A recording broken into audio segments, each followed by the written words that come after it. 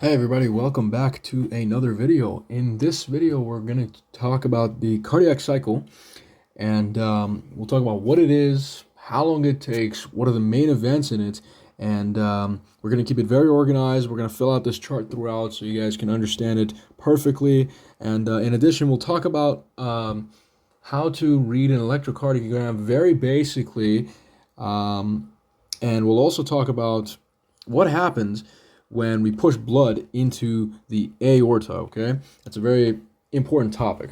So without any further ado, let's go ahead and get right into it. If you like the video, if it truly helps you, please consider liking, subscribing. It really does help the channel grow. And maybe share the content to the people who are interested. So let's get started. So first things first, we have to define what a cardiac cycle is, okay? A lot of people don't know what I mean when I say cardiac cycle. So a cardiac cycle refers to the series of events that take place within the systole and diastole phases of the heart. Now, you might be a little bit more confused now. What is systole and what is diastole? Well, systole and diastole refer to specific phases of the heart. Systole you can associate with the contraction of the heart. This phase is where the muscle or the ventricle of the heart is contracting and pushing blood out into the rest of the body. The diastole phase of the heart is when the heart is no longer contracting. In fact, it is relaxing. Okay, it is going through relaxation, and this is where the ventricles are filling with blood. So this is pushing out blood. This is filling with blood. Okay, and this is the kind of meaning that we give systole and diastole. Okay, so again, the cardiac cycle just talks about the series of events that have to take place within one beat of the heart for it to go through systole and diastole. Now, how long is the cardiac cycle at rest? Well, the cardiac cycle time at rest is about 0.8 seconds, and you can actually split that up into the time it takes for diastole and the time it takes for systole. And it approximately takes about 0.3 seconds for systole and about 0.5 seconds for diastole. It is important that we have more time for diastole because, as I mentioned in my previous videos, the heart gets its blood in diastole. Okay? So just very briefly, when the heart contracts, the coronary arteries that are feeding the heart and are embedded within the muscle of that heart get squeezed and clamped down in a way that no more blood is going to be passing through those blood vessels. Okay? So imagine here is a coronary artery blood vessel, and when the heart contracts, it is going to squeeze on this blood vessel in a way where now it is going to be completely blocked off so that no blood can squeeze through. And that's in the systolic phase of the heart, when the heart is contracting.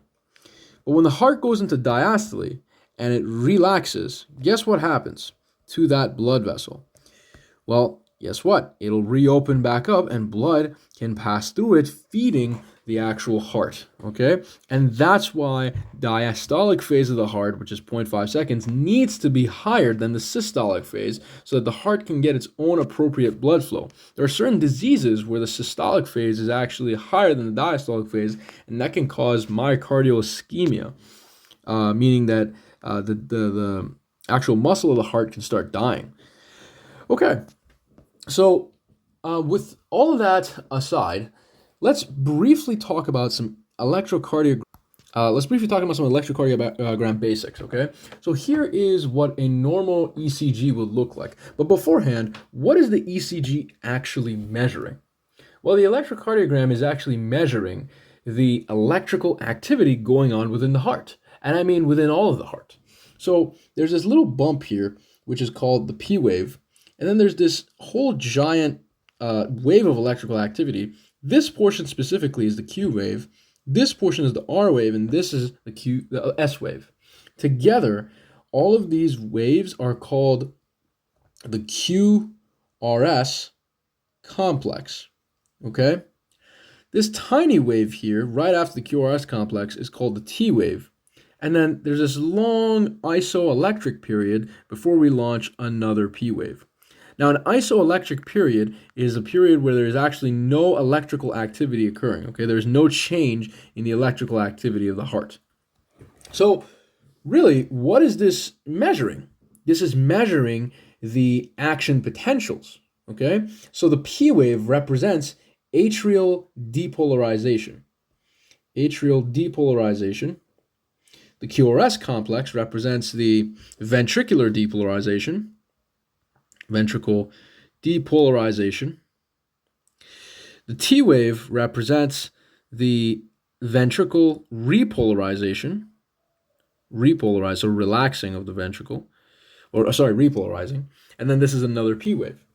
But here's the thing. We looked at ventricle depolarization and repolarization. Where is the atrial repolarization? Good question. So because the EKG is measuring the strength and the change in voltage here, the P wave is the atrial depolarization, but the atrial repolarization is actually hidden behind the QRS complex. And that's because the repolarization of the atria produces very tiny amounts of change in electric current, whereas the QRS produces a massive change. And this massive change in the electric current masks or hides the atrial repolarization. So in fact, if you were to block the QRS complex from happening, or if you were to block the ventricular depolarization, you would actually start registering the atrial repolarization on the EKG. Okay, now, in between each of these parts, there is little segments and intervals. So right here, there is this thing called the PR segment, okay? And from here to here is called the ST segment. And from this region to this region is called the TP interval, okay? Now, this is really important. The P wave, I have a question. So the P wave, does it represent atrial depolarization or atrial contraction, or both? Now, if you just said it's atrial depolarization, pat yourself on the back, because a lot of people get this wrong. The P wave is only the atrial depolarization, not the atrial contraction. The atrial contraction is actually occurring within that PR segment. And you know what else is happening in this PR segment? Do you guys remember I told you there is the SA node and the AV node? And the SA node launches an action potential, which goes to the AV node, but the AV node holds on to it for 0.1 milliseconds there. Well, the PR segment is also the site of the AV nodal delay. So the PR segment is two things. It's where the atria contracts after the depolarization wave, but it's also where the AV nodal delay is, okay? Then we reach the QRS complex, and this is where the ventricles are depolarizing and the atria are repolarizing simultaneously. It's just that the QRS complex hides it. Then after that, we reach this thing called the segment, the ST segment. This is the time in which the ventricles are contracting and emptying. Notice the trend here. You get the depolarization, then you get the action. Another depolarization, then the action, okay? So this goes to show you that it takes time for the electrical activity to reach the actual myocytes and produce the function, okay? Now, after the ST segment, we reach the T wave. The T wave represents ventricular repolarization, okay? But does the ventricle start relaxing here? No, it starts relaxing in the TP interval, okay? Or the TP segment, sometimes called. Now, this TP is the time during which the ventricles are relaxing and filling until we reach the next P wave, okay? And the entirety of that thing should take about 0.8 seconds, okay? 0.8 seconds. And that's where, again, the cardiac cycle ends and then renews again with a new P wave, which again is atria depolarization coming from the SA node at the start. Now, those are the basics of the EKG, okay? And now this right here, again, represents the normal rhythm of the heart, okay? But abnormalities in the rhythm are called arrhythmias, okay? Cardiac arrhythmias. And for example, the ST segment can change. But not only the ST segment, any of these ST segments, or sorry, not segments, any of these portions of the EKG can change when it comes to arrhythmias. But one of the most common ones, for example, during myocardial ischemia, you will get a depression of the ST segment, so it'll just physically go down. And in certain myocardial infarctions, like a heart attack, you might actually get an ST segment elevation rather than a depression. Okay, so that's just how the arrhythmias might be able to change the shape or normal rhythm of this EKG. All right, now let's finally get into the actual cardiac cycle. So starting with the cardiac cycle, we have to remember that the blood has to come back to the atria, refill the atria, and the atria will then push that blood into the ventricles, okay? So that's something that we have to remember. We also have to remember that both sides of the heart are actually going throughout the cardiac cycle at the same time, okay? They're going through at the same time. So while the right heart is pushing the blood into the ventricles, so is the left heart. They're both doing it at the same time. And when the left heart contracts the ventricle to push blood out into the aorta, the right heart ventricle is contracting at the same time to push blood into the pulmonary trunk. Okay? So remember that. The heart is working in synchrony. Now, with that said, let's take a look here. The blood is coming back into the heart, okay, specifically into this right ventricle, okay? And it is coming back into the left ventricle as well, okay? So these ones are coming back from the pulmonary veins, whereas these ones are coming back from the inferior vena cava and the superior vena cava, okay? And what they're going to do is they're going to come inside of this actual ventricle, and they're going to increase the pressure in the ventricle very slightly. Okay, this is where a crucial concept comes in. When blood is entering this actual ventricle, okay, not ventricle, right atrium. These are both atrium, guys. I'm so sorry about that. Left atrium, right atrium. When blood is entering this atrium, okay, it will accumulate inside of the atrium, and it'll exert a pressure on the walls of the atria, okay? Okay, what do I mean by this?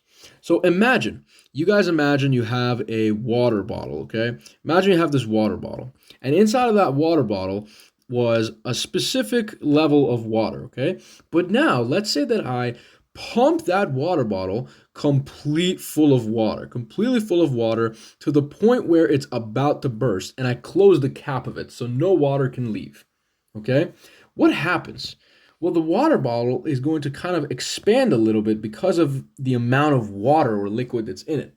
Why, though? Why is it expanding? Well, it's expanding because the fluid is pushing or exerting a force, a pressure, if you will, on the walls of that water bottle, okay? It's expanding it. It's a similar situation when the blood is coming into this right atrium and left atrium.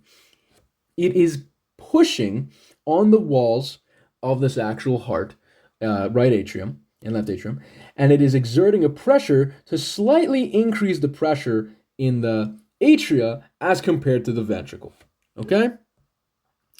This is important because if you remember, we had special valves that were separating the atria from the ventricle, and those guys were called the atrioventricular valves. Now, those atrioventricular valves, they are pressure operated, and so if the pressure in the right atrium slightly overcomes the pressure in the ventricle, guess what's going to happen? These valves are going to open up and allow for blood that came in to pass inside of that ventricle. Now, notice something. In this scenario, guys, the heart did not contract, meaning the atria did not contract, actually. Okay? And what ended up happening was the pressure inside of the heart, inside of the atria, rose because of the blood that was accumulating in it and opened up the atrioventricular valve and let blood passively follow gravity down into the ventricles, okay? At this point in time, there was no contraction of the atria yet. This brings me to a specific point. Where I have to tell you about this specific phase of the cardiac cycle. This phase of the cardiac cycle is called the ventricular diastole. Ventricular diastole. Think of the name. Diastole means relaxation, where the heart is filling with blood. But the word before it is ventricular. So ventricular diastole refers to when the ventricles are relaxed and are filling with blood. Okay? Awesome. And we just saw that. The heart just filled with blood. The ventricles just filled with blood. Okay? But notice there was no atrial contraction. You know what we call that? We call that passive filling. Okay? There is another portion of the ventricular diastole. It's actually split in two. The other portion of ventricular diastole is where the atrioventricular valves are still open from this first portion, this first phase, okay? But now what's going to happen is that the SA node will fire and cause a contraction of the the atria, okay? And when the atria contract, they're going to push any remainder of blood that was inside of the atria into the ventricle, okay? And they're going to fill up the ventricle to the brim, okay? So same thing here. The SA nodal signal will finally reach the atria, the left atria here, and cause any blood that may have been remaining in here to get pushed out into the ventricle. Now, you might be asking me what this is called. This is called active filling, okay? And the active filling phase is due to the atrial contraction, okay? It is no longer passive. It is due to atrial contraction. And something cool about this phase and this phase together is that during the passive filling phase, a lot of people will be surprised to hear this, 80% of the blood flows down passively, okay? From the atria into the ventricle, 80% of the blood flows down passively, whereas in the active filling phase, only about 20% of the blood is coming, okay? So 80% of the blood that was in the atria flowed down in here, and the remainder 20% was actively pushed out of the atria via the contraction of the atria, okay? So that's very interesting there. That's very interesting. All right. That's going to finish up with the ventricular diastole. But now, let's go ahead and fill out the portions of this chart. So this chart is talking about atria versus ventricular pressure, vessel versus ventricular pressure, AV valve, semilunar valve, EKG, and heart sound. Okay, so the atria versus ventricular pressure. This is referring to, at ventricular diastole, which one has the higher pressure, the atria or the ventricle? Well, think about it, guys. In order to open up the atrioventricular valves, to push blood from the atria into the ventricles, the pressure inside of the atria has to be higher to open up these valves and push blood into the ventricle, which means that at this current moment in time, the pressure in the atria is higher than the pressure in the ventricle, okay, in this ventricular diastole phase. What about the pressure in the vessels, and by vessels I mean the pulmonary trunk and the aorta, as compared to the pressures in the ventricle? Well, remember, all of these valves are one-way valves, and they are pressure operated, meaning that if the pressure in the ventricles was higher than the pressure in the vessels, the semilunar valves would be open and blood would be going into these vessels. But we don't want that right now in the ventricular diastole phase, which means the pressure inside of the vessels at this point in time is higher than the pressure in the ventricle. Okay? The AV valves we know are open because of that pressure that exists, and the semilunar valve we know are closed because of this pressure that exists. And which portion of the EKG would we register in? We would register in the P wave because at this current stage, the atria contracted and we'd be in the P wave, okay? And there are no heart sounds in this phase, okay? No heart sounds in this phase. Technically there are, but for keeping it simple and basic, there are no heart sounds. The next phase of the cardiac cycle refers to isovolumetric systole, sometimes also called isovolumic systole. Now remember, systole refers to contraction, iso means the same, and volumetric refers to the volume. So same volume contraction. That's the literal translation of this. But what does it mean? Well, the volume refers to the volume of the chamber, the ventricle. It means that the volume or the size of this chamber is not changing, and yet it is still contracting. Interesting. Interesting. This means that because this ventricle is contracting, okay, it is generating pressure. It is generating pressure, okay, or force. And isovolumic means that the volume of the ventricle is changing. So even though this ventricle is generating pressure right now, its volume is not changing. And I'll show you a little bit later in the video what I mean by generating pressure. Okay? Just trust me for now when I say that at this stage and at this point in time, the ventricle is going to contract in a way that there will be no shortening of the ventricles. I'm sure you guys have heard of an isometric contraction for a skeletal muscle. It's a very similar concept. So you have concentric contraction and eccentric contraction for a skeletal muscle, where it shortens or lengthens the muscle. But you have an isometric contraction where you're still contracting the muscle, but there is no lengthening or shortening happening. That is almost the exact same concept that's happening here, okay? The myocytes are contracting, generating a force and a pressure to increase the ventricular pressure, but it is not actually changing the size of the ventricle. In this scenario, guys, every time you hear the word isovolumetric, every single time you hear this, I want you to think of a sealed chamber. I want you to think that no valves are open. So if we look at our chart here, AV valve, it will be closed. SL valve or semilunar valves, it will be closed. Okay? Every time you hear semilunar valve, every time you hear isovolumetric, that means that all valves are closed. Now, what about the atrial versus ventricular pressure? Well, at this current moment in time, okay, the ventricles have a bigger pressure than the atria. And you might be asking me why. Well, remember, these valves are pressure operated, okay? And when the pressure inside of the atria drops less than the ventricle, these valves close. These valves close, okay? And so that's why the pressure in the ventricle is higher than the atria, because we know that at this stage, the valves are all closed. And another thing we know is that the ventricles are generating pressure because they're in systole, okay? They're contracting. What about the vessel versus ventricular pressure? Well, another thing we know, since all valves are closed, this means that the pressure in the vessel is still gotta be greater than the pressure in the ventricle. And you might be asking me why. Remember, these semilunar valves only open if the pressure in the ventricle becomes greater than the pressure in the vessels. And we're getting there. The entire purpose of the isovolumetric systole phase is to build up enough pressure to be able to open up these valves. And then in the next phase, the actual systolic phase, we will then push out blood. But we're not there yet. At this point in time, the vessels still have a higher pressure than the respective ventricles. Okay? And the EKG would register in the QRS phase because we are in systole, okay? The heart is contracting. So it would register as systole, and let's fix this up here. Boom.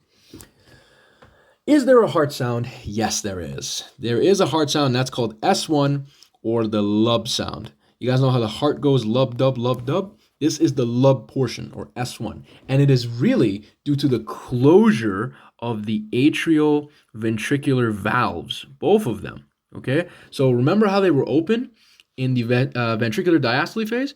As soon as we transition into isovolumetric systole, they close, and that snapping close is the sound we hear. The sound we hear, and that's called the S1 sound or the lub sound, okay? Now, once the ventricles have generated enough pressure to overcome the pressure that is inside of these vessels, they will open up the semilunar valves, and we will transition into the next phase of the cardiac cycle called the ventricular systole phase. In the ventricular systole phase, okay, we actually are pushing blood out, and we are contracting in a way that the ventricles are shortening in size, okay? The ventricles are going to be shortening in size. And sorry, one thing I forgot to mention is that these arrows just depict that the heart is contracting, but there's no change in volume. That's it. But anyways, in the ventricular systole phase, we have built up enough pressure. Okay, so let me draw the blood here. Sorry about that. We have built up enough pressure in the ventricular systole phase to do what, guys? To finally open up the semilunar valves right here and right here, the pulmonary and the aortic semilunar valves. And now we are going to make the heart contract, as you can see right here. It is contracting. It is no longer in this chubby shape. It is now contracting. And guess what's going to happen into that blood? It will be pushed out into the respective vessels. The left ventricle to the aorta and the right ventricle into the pulmonary trunk. So if we look at our chart, we can see that the atrial versus ventricular pressure, again, atria still have a lower pressure than the ventricles because these valves, the AV valves, have to be closed. The ventricle and the vessel, now things are changing. Now the vessel has a lower pressure than the ventricles. Why? Because the entire point of the isovolumetric systole phase was for us to build up enough pressure to overcome the pressure in the vessels. And then after we did that, we are now in the ventricular systole phase where we're actually ejecting the blood. Okay, this is the ejection phase, where we're ejecting the blood into the actual vessels. So this means that the pressure in the ventricle had to be greater than the vessel. The AV valves still closed. The semilunar valves are open. Okay, as you can see here, and we're pushing blood there. The EKG would still register us in the QRS phase because we're still contracting. Okay, so boom. And there is no heart sound in this. Again, technically there is, but don't worry about it. Now, that's the actual ventricular systole phase. Not too bad. All that's happening is that the ventricles are now contracting in a way where they are shortening the actual chamber size and contracting and pushing the blood out. Now, something you have to remember is Boyle's law. Boyle's law said that P1 V1 equals to P2 V2, but the relationship basically was that when a volume of a given space decreases, the pressure in that space increases and vice versa. So as you can see right here, the volume or the space inside of this ventricle is decreasing, but the pressure in it is increasing, okay? So not only is the pressure increasing because of the contraction, but it's also increasing because of the Boyle's law, where we're shortening the volume inside of this chamber and increasing the pressure of it, okay? All right, so that's that. Now, finally, after ventricular systole is done and we've ejected the blood out, okay, what ends up happening is the heart now enters the next phase called the isovolumetric diastole phase, okay? And in this phase, the heart is going through diastole or relaxation, okay, where it is lowering down all of the pressure that it generated to be able to push blood out back to the pressure that it had initially in the ventricular diastole phase, which is very close to like zero. And you'll see what I mean in a second. So in this phase, the heart is just relaxing, okay? It's just relaxing, and here you can see that the blood content, while there, it is very, very low because, well, we ejected majority of the blood, okay? Now, and again, you can see that the blood is now currently being pushed through the aorta and the pulmonary trunks, going to the lungs and the rest of the body, respectively. Okay, in this phase, again, isovolumetric. Every time you hear this, what do you think about the valves? They're closed, okay? So AV valve, closed. Semilunar valve, closed. And guess what? The semilunar valves, they were open before. But as soon as we enter this isovolumetric diastole phase, they close, which means, is there a heart sound? Yes, there is. S2, this is the dub sound, okay? This is lub, dub, so dub sound is right here. And that's due to the semilunar valves closing. And then the EKG here would register as the T wave, which is the ventricular repolarization phase, okay? All right. Now, what about the pressures in the atria and the vessel? Well, the atria still have a lower pressure than the ventricles because, as you can see, the AV valves are not open. They're not open, okay? And remember, the heart has to go back down to its resting pressure because it generated a lot of pressure here, okay? And here, and now it has to start relaxing and going back to that pressure, the original pressure, so that it takes time for that to happen. And guess what? At that point in time, it still has a higher pressure than the atria. So the AV valves are not going to open. And yeah. What about the vessel in the ventricle? Well, guess what? We just pushed blood with a high pressure into these vasculature, into these vessels, which means their pressure right now is going to be pretty high. And in fact, it's going to be higher than the ventricular pressure, okay? So, and that's why the semilunar valves close, by the way, because the ventricular pressure drops lower than the vessel pressure. So vessels are going to be higher than the ventricular pressure. Okay.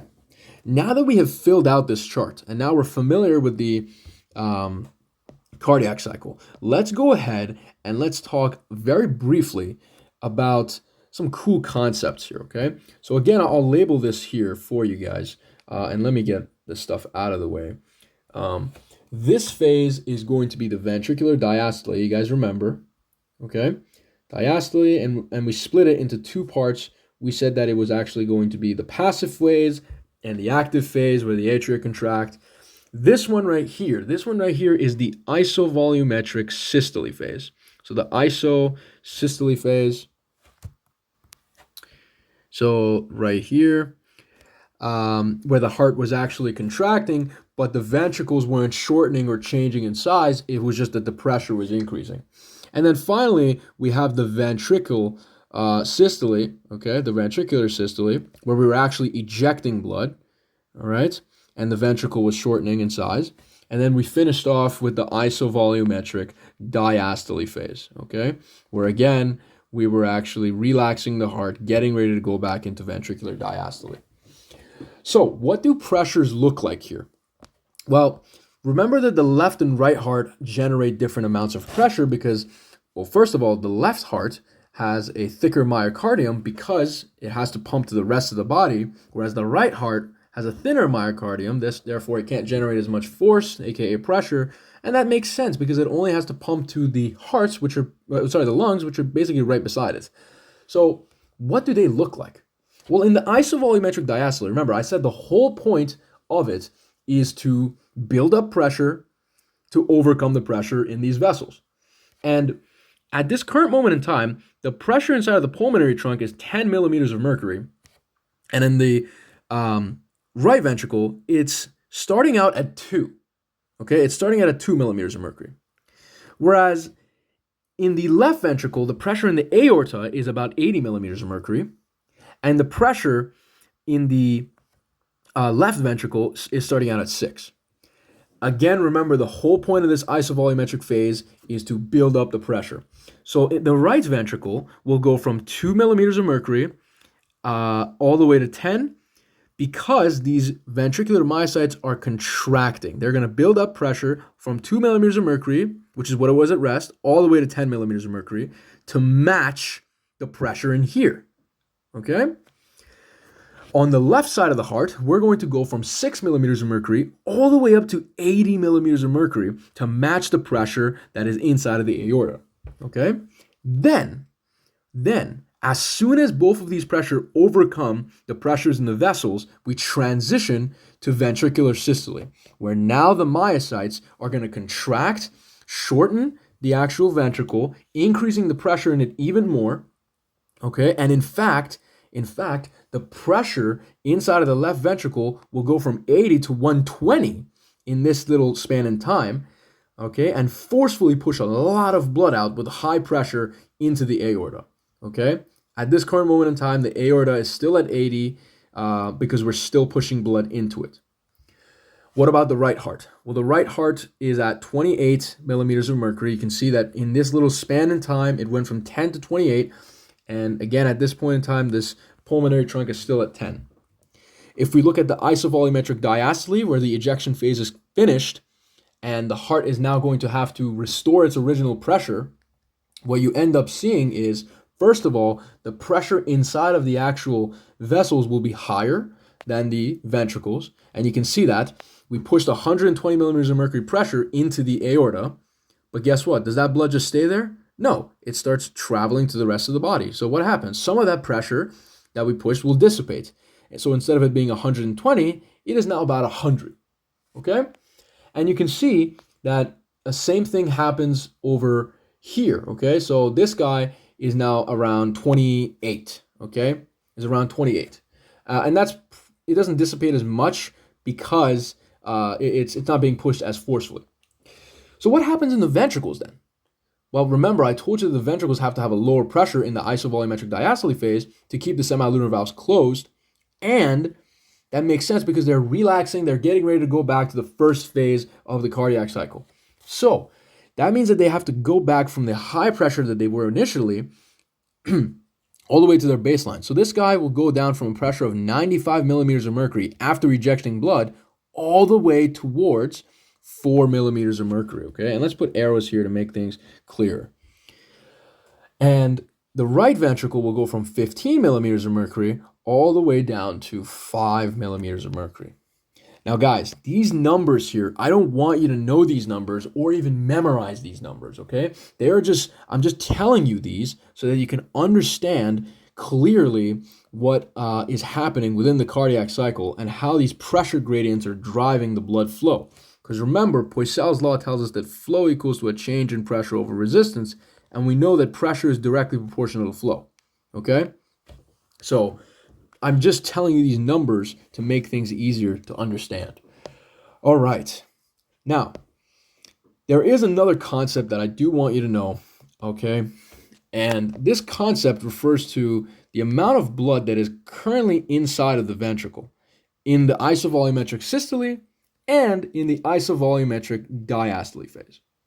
So, in the isovolumetric systole phase, the amount of blood that is residing within the ventricles, okay, is called the end systolic volume.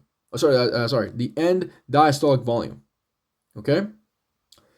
Now, guys, something important is that each side of the heart has its own end diastolic volume. So we have a left ventricle end diastolic volume and a right ventricle end diastolic volume.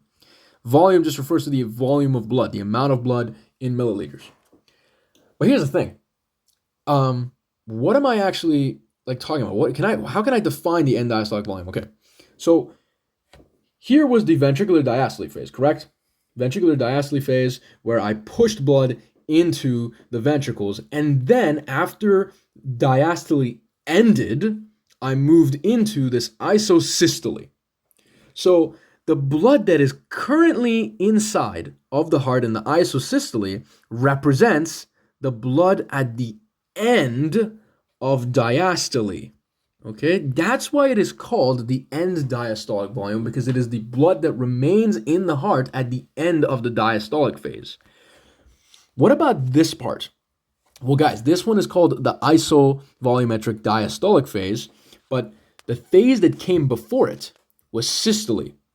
And so in systole, we push blood out of the heart, and any blood that remains in here is a result of the end of systole.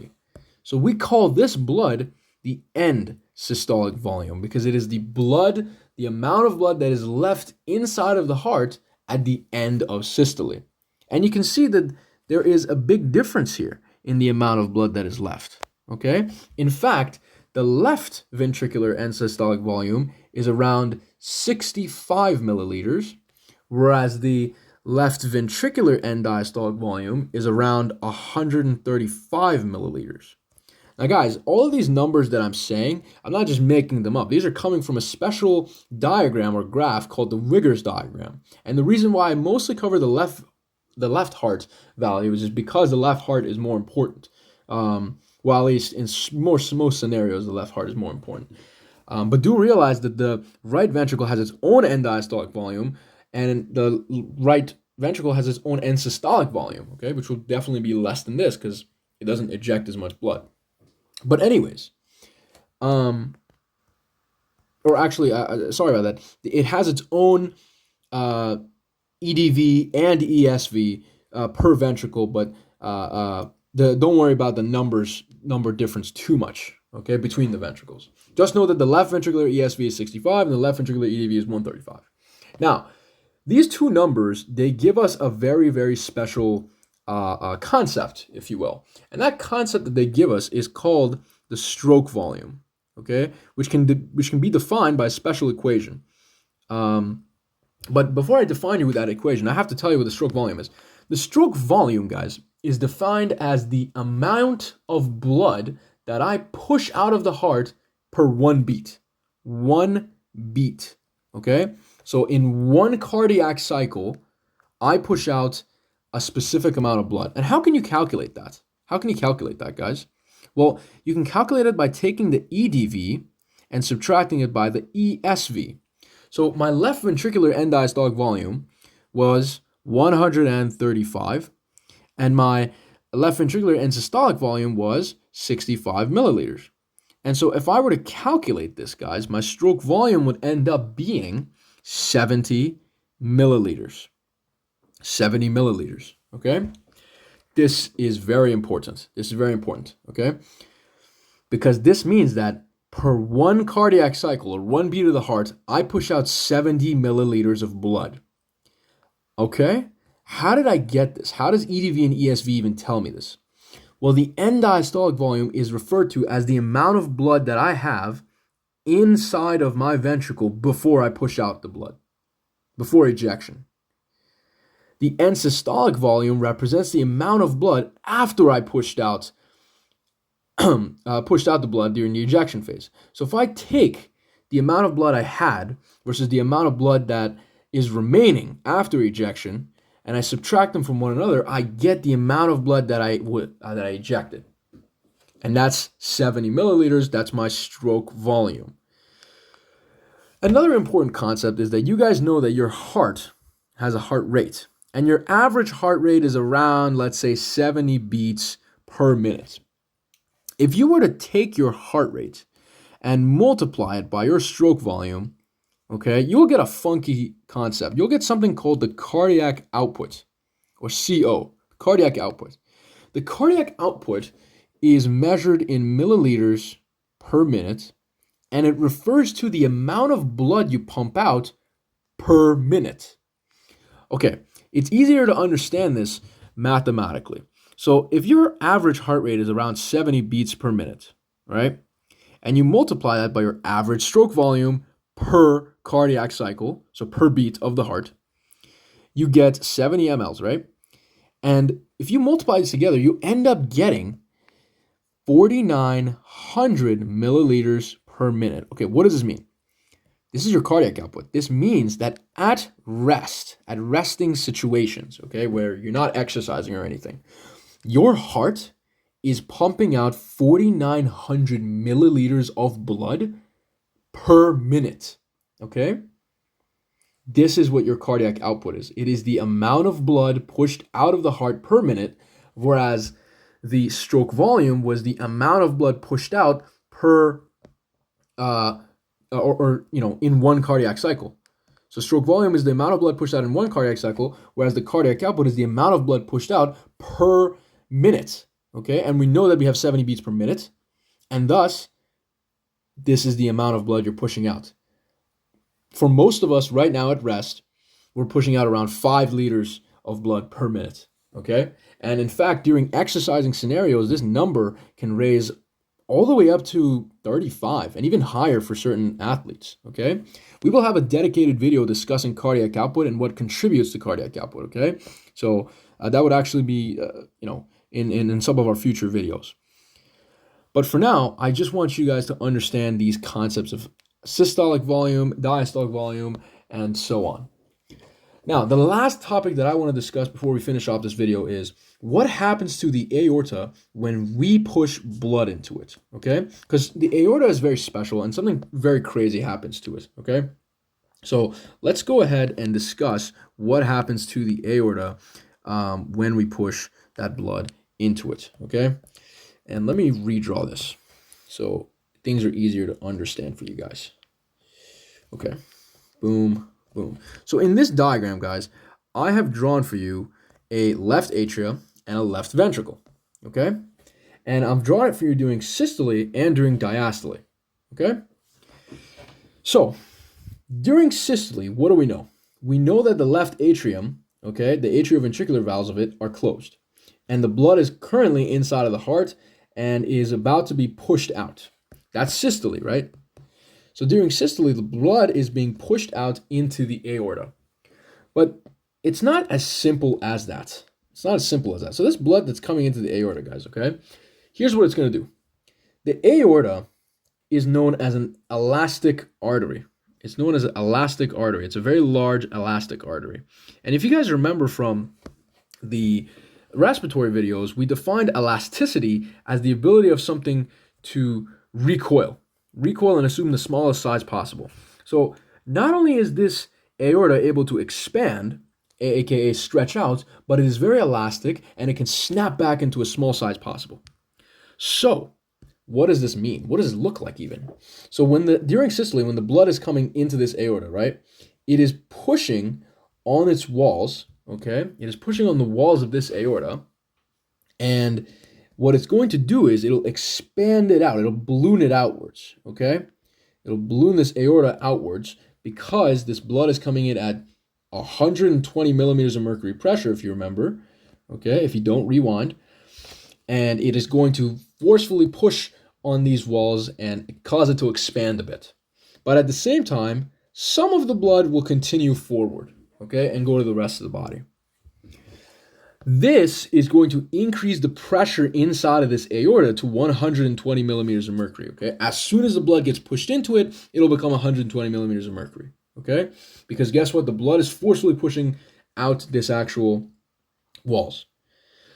So what's going to happen? This was during systole.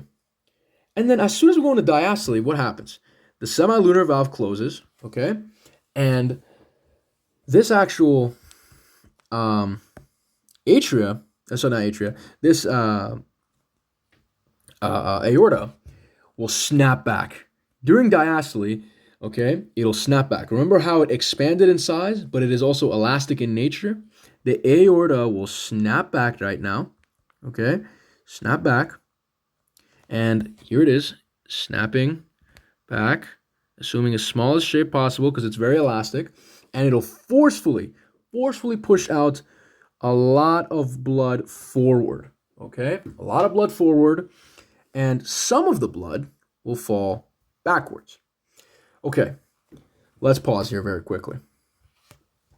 Initially, I said during systole, when I push blood out, a tiny bit of that blood will move forward and continue to the rest of the body, okay? But the majority of it will end up pushing on the walls of this aorta, expanding it, okay?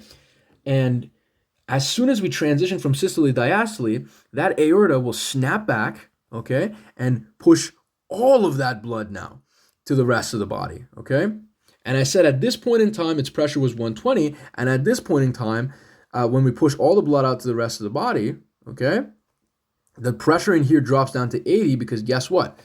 The pressure inside of blood vessels is just due to the amount of blood that is inside of the vessel, and it's pushing against that wall. Remember that water bottle analogy that I gave at the start of the video, okay? If there's more blood or liquid inside of that tightly sealed water bottle, guess what's going to happen? It's going to push a lot on the actual vasculature, causing a pressure on it and expanding it in size. Over here, we ejected a lot of that blood out to the rest of the body. Thus, the pressure inside of this vasculature drops, or in the aorta drops, to 80. Do you notice something here, guys? 120, 80. This is your blood pressure. When you guys take your blood pressure and it's 120 over 80, this is what you're seeing right here, okay? During systole, the pressure inside of the aorta is 120, okay? And during diastole, the pressure is 80, okay? That's where it's pushing out the blood. Another thing, do you guys think that how is it that at any point in time we always have blood circulating in our body? How is it that we always have blood circulating in our body when the heart is only pumping once here and then relaxing?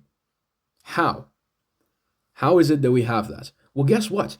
When the heart pumps blood into the aorta, right?